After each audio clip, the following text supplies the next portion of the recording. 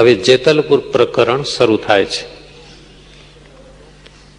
મોલના નીચેના ચોકમાં આસોપાલવ નીચે ઢોલિયો બિછાવ્યો હતો.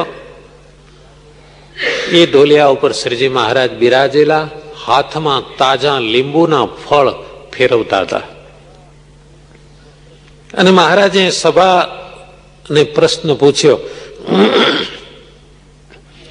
આ સંસારમાં મુખ્ય બે મત છે, એક દ્વૈત અને બીજો અદ્વૈત. એ કયા મતને ગ્રહણ કરવો, કયો મત સારો છે? એટલે પુરુષોત્તમ ભટ્ટ બોલ્યા કે મહારાજ, અદ્વૈત મતમાં તો આત્મા અને ભગવાન આ બધું એક જ છે, તો દ્વૈત મત તો સારો. શ્રીજી મહારાજ કહે છે, દ્વૈતમાં તો જીવ, ઈશ્વર ને માયા એ ત્રણેય સત્ય છે. જ્યાં સુધી માયા સત્ય હોય ત્યાં સુધી મોક્ષ કઈ રીતે થાય? પછી શ્રીજી મહારાજ પોતે જ ઉત્તર કરવા લાગ્યા, સામ્યાવસ્થા રૂપ માયા એ તો બહુ મોટી છે, એ સરળતાથી ઉલ્લંઘી શકાતી નથી. એને તરવાનો એક જ ઉપાય છે કે ભગવાન અને ભગવાનના મળેલા સંત, એમની પ્રાપ્તિ જ્યારે જીવને થાય ત્યારે એ જીવ માયા તરી જાય છે.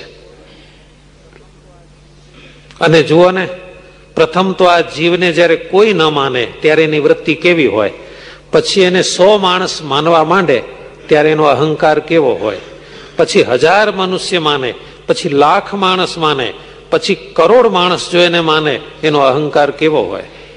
ક્યારેક તો આ જીવ બ્રહ્મા જેવો થાય, ઇન્દ્ર જેવો થાય, છતાં એને એમ સમજવું જોઈએ કે મારી આ મોટાઈ ભગવાન અને સંતની સેવાને લીધે છે.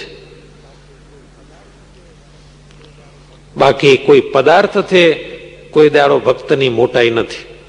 ભક્તની, સંતની મોટાઈ તો ઉપાસના અને ભક્તિ વડે છે.